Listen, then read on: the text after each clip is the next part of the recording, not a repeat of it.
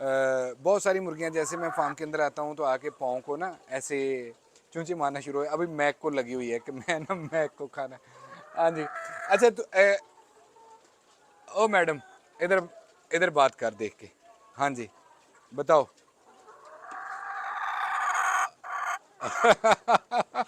हाँ जी, अंडा देना है।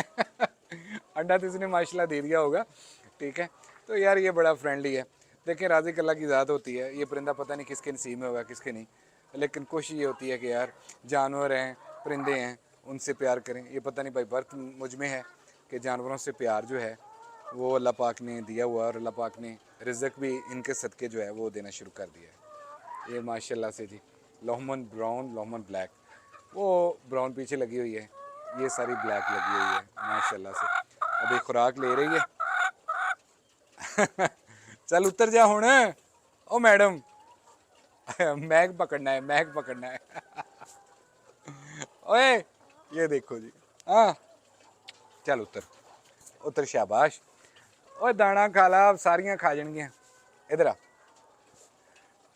इधर आ, इधर आ, इधर आ। ओ मैडम जी, इधर आओ। ये देखो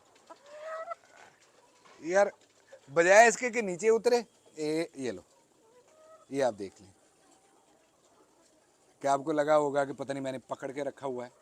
ये लें, और नीचे चले जा हुण। नहीं जाएगी। हाँ जी, चल, शाबाश। ये ले। माशाल्लाह से जी।